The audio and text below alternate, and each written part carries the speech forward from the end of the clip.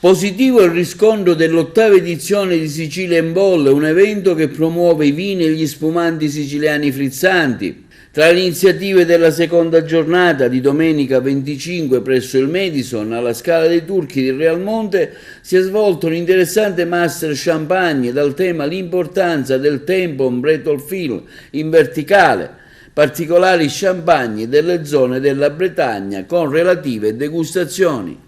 La nostra azienda è un'azienda che nasce nel 2011 con lo scopo di importare delle piccole aziende divise un po' per tutta la Champagne, divise concettualmente per quanto riguarda i tre vitigni, lo Chardonnay, il Pinot Meunier e il Pinot Noir, e noi importiamo 7 maison che sono piccoli récoltats manipulants e che distribuiamo in tutta Italia. La caratteristica di queste piccole maison è che comunque riusciamo a importare dei prodotti che diciamo sono un po' sconosciuti su questo territorio e ultimamente vengono molto apprezzati come alternativi diciamo, a tanti altri champagne. Come valuta questa edizione 8ª di Sicilia in Bolle qui a Porto Empedocle, a Realmonte e Agrigento? Molto interessante per noi l'abbiamo seguita negli anni scorsi ma non abbiamo mai partecipato.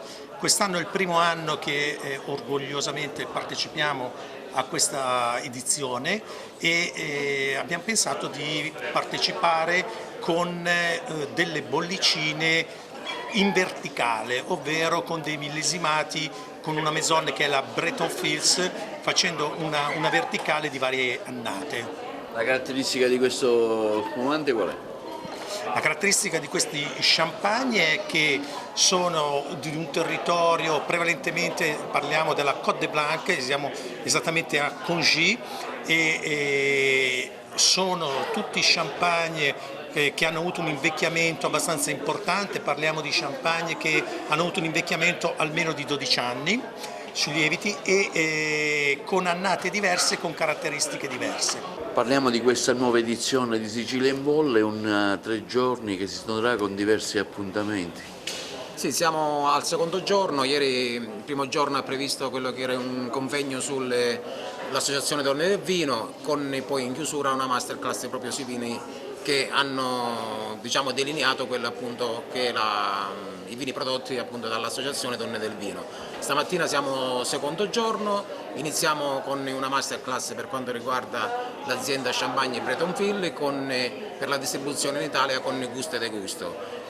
Mattinata ovviamente carica ovviamente di impegni perché poi ovviamente nel pomeriggio ci ritroveremo nuovamente intorno alle 15:30 con la masterclass sui vini di Firriato per poi passare subito dopo alla masterclass dell'azienda Murgo, quindi siamo sostanzialmente sull'Etna. La serata poi si conclude stasera sempre con una cena di gala con 6 portate, sempre qui al ristorante Madison, con un abbinamento cibo-vino curato appunto dalla nostra delegazione con 6 tipologie di vini che faranno da accompagnamento per ogni portata. Un'edizione che cresce anno dopo anno, anche quest'anno insomma abbiamo visto tanti eventi con ottimi risultati.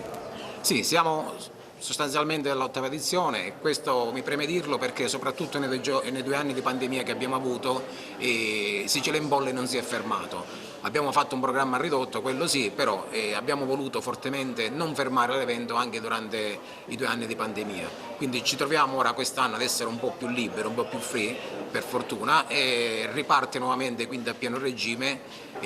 Ovviamente invito anche domani sera a venire agli appassionati per quanto riguarda i banchi d'assaggio, perché domani avremo la bellezza di 43 cantine che faranno degustare i loro prodotti e le loro etichette. Ci sarà poi a fine serata quella che sarà i cocktail con base spumante e con dei distillati. La vendemmia è già iniziata per gli spumanti, si può fare già una previsione di che anno è stato?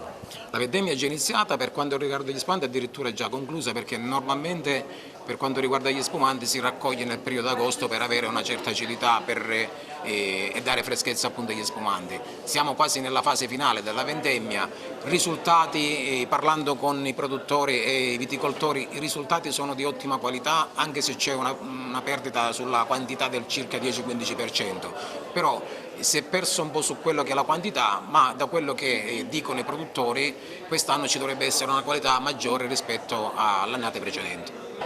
E praticamente il nostro obiettivo è quello di venire qua in Sicilia per far conoscere la nostra realtà, appunto di piccoli produttori che importiamo direttamente in esclusiva in Italia, e questi champagne sono champagne artigianali, quindi champagne di piccoli agricoltori, vigneron, che hanno comunque un rapporto qualità-prezzo molto positivo, molto valido, e quindi il nostro obiettivo è quello di far capire poi alle persone che si può bere champagne, quindi un vino così blasonato, così importante, ma anche a prezzi più accessibili, con una qualità notevole, Per eccezionale. questo avete deciso di venire qua a Sicilia in Bolle, a Realmonte, a partecipare a questo evento e aprirsi anche al mercato siciliano. Quanto è importante per voi essere presenti anche in Sicilia? È importante perché appunto in Sicilia, noi venendo dalla provincia di Monza, ancora non siamo molto conosciuti, aperti qui in Sicilia. Il nostro obiettivo è proprio quello di creare poi una partnership con aziende, con chi è interessato a questa nostra filosofia, e anche un momento di scambio, di confronto poi con appunto la realtà siciliana delle bollicine, che è una realtà molto interessante che noi seguiamo. In Sicilia avete già qualche aggancio di qualche azienda o pensate di farlo in futuro? L'obiettivo, abbiamo qualcosina, però l'obiettivo è poi quello di crescere, di trovare nuovi contatti e di farci conoscere. Ecco, un giovane che è presente qua a questa iniziativa, quindi si inizia a questo lavoro, a questa attività.